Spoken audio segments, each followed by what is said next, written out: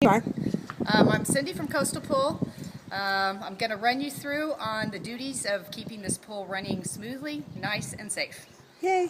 Cyanuric acid I test at the first of the month when I come on Thursdays. And right now we're at 20, which is ideal. We're happy with that. That should sustain us perfectly fine. And do any of us test any of that? No. Okay. And it's once a month, that's it. And that's just, it holds chlorine in the pool. Without it, it will not hold chlorine. You will go through it. It will become an unsafe pool. But we are perfect ideal as of today. Okay. And moving on, I'm going to show you how to use the test kit. Did you get one of those? Yes, you did bring us one.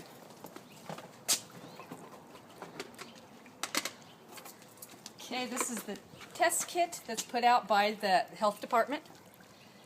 We have the same one that's Yeah, in our the exact closet. same one. It's very basic. Fill it up to the water line right here. I don't know if you can see that, but when you, right there. Mm-hmm. And this is to test the pH of the pool. Let's get it there. Then we take our solution number 4. It's a chlorine neutralizer. And we put 3 drops.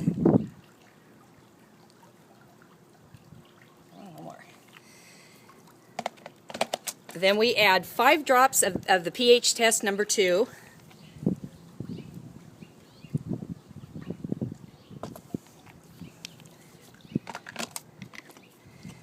Give it a nice shake.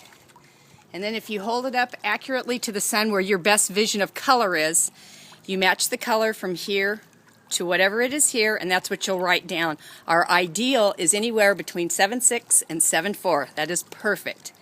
So if it's really high and you guys are gone, who else do you want adding muriatic acid? Carol. And you know what you're doing, thank you. And then there's 2 ways to test. This is our quickest. For chlorine, which this is the simplest, will tell you right off the bat if you have any or too much. It's 1 little drop or whatever it takes, and the first color you see, that is what you have. See, we have chlorine. And that's it, and that is a perfect.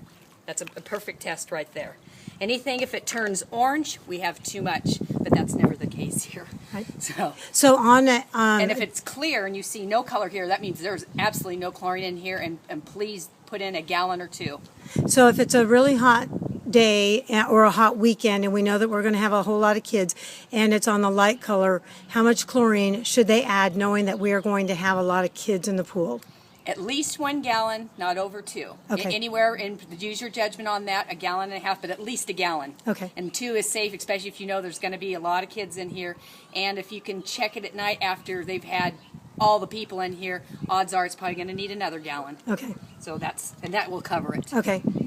Okay, what's on your list next? Oh. Okay. This pool never needs soda. But I can go over that.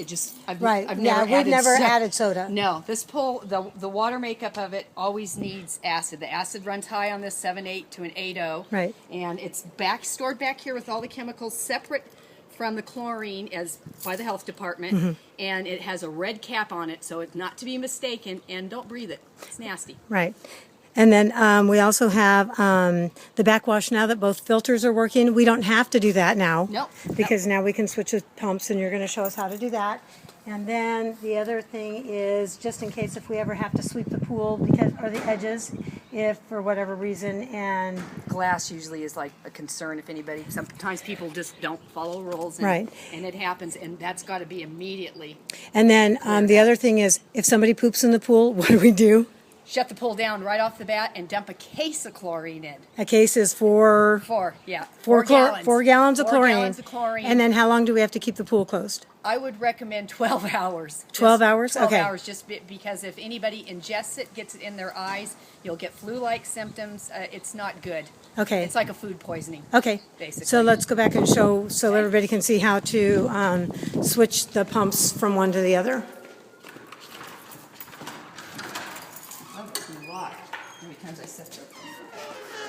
Okay, this is where the acid's stored, just right outside.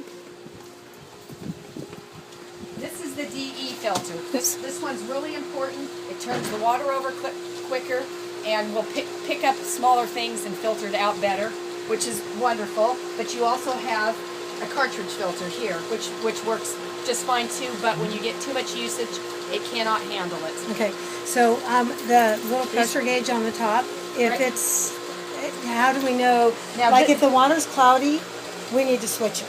Yes, and this one right here, we'll know after because we've just started using it again, but it's at 11 pounds, which is ideal. That is the true reading. But when it starts gradually going up and staying up, then we can switch over here, and I'll probably have Craig come clean them up. Okay. But other than that, it should stay somewhere around between 10 and 14 pounds is just ideal. It's Okay. working good. Okay. Now, if you want to switch, these are marked. You have your valves here. This where it says the Jandy valve points to the cartridge filter. That's what it's running. And when you want to switch them, you go to the stingle box, Don't you want to turn push it? off, Okay. system's off. We take this and turn it to DE. And then down below, there's a second valve. The same thing. Turn it where it's facing. This is always the open side where it says Jandy. This says off. That now it's on DE, but we're not running it today. So I will put it back. It's a little stiff, but And we do that if the pool gets cloudy because this pool little gets- canister can't Yes. always clear it within a 24-hour period. exactly. Okay. And then you just put it on here, back in your stingle box. We're going to run continuous, so we push the button once, twice. That's it. And you are good to go. Okay, and then is there anything else you need to tell us about it? No, I think that's it. Oh, once, yes. This right here is your filter system that collects everything from the pool, your leaves and debris that goes through the skimmers and ends up here. Every once in a while, if this gets filled up, it will shut the system down because it slows the water flow too much. And that's when it starts going. Exactly. Okay. So then you turn this system back off again on your off button, just as we had just Right. done. Open this back up. And that's which- that funky little key yes, thing that we have. the tool. Right. And then empty out all the debris that's inside your filter basket. Okay. Put it back in. There's little slots that are Okay. real easy to see. Tighten your lid back down. Don't bust it, tighten it, but give it a nice firm. Okay. And then push it back twice back to run, and that's it. Okay. And then, do you want anybody adding any tablets or adjusting that? Just Carol when you see that maybe that you had a weekend that's just going to be continuous, so you're not having to run over here Okay. every 2 hours to see what the chlorine is. And just put a couple in there, and that'll help float you through it. Okay. We're trying to be light on these, but they are a good thing to have because they will get you through the day when you have a large crowd or heavy usage all day long. Okay. Instead of having to, otherwise you'd have to hang out the pool pretty much, and Okay. every 2 hours be dumping in. This Okay. will carry you over, Okay. but only Carol. Okay. Anything else that you might want to tell us about? I think that's it. The water level, keep it about the middle of the tile. If it gets too low below the skimmer, it will fry your equipment. Okay. So that's very important. It's just eyeball it, and it's just approximately the middle of the tile is ideal. And if you have like huge swim parties, people in and out, they will take out a lot of water. Wind takes out water, heat. So just, and it has a dial Okay. on there for the water timer, so you can just set it for 2 hours. Just learn that if it's real low, you may set it 4, and if it's like I could use a little, set it 1 or 2. Okay. And walk away. It turns itself off. No worries. And right now we have it at 72 degrees and it's really cold. What do you think we should have the temperature at? Well, the reason it was at 72 is we were trying to balance the water chemicals, and the hotter it is and the more people getting in, it would have been more difficult and unsafe. And now that we've got it where we want, feel free to add it to probably in your low 80s.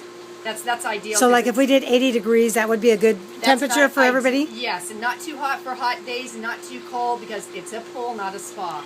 Okay. Thank you very much. You're welcome. Have a nice day. Okay.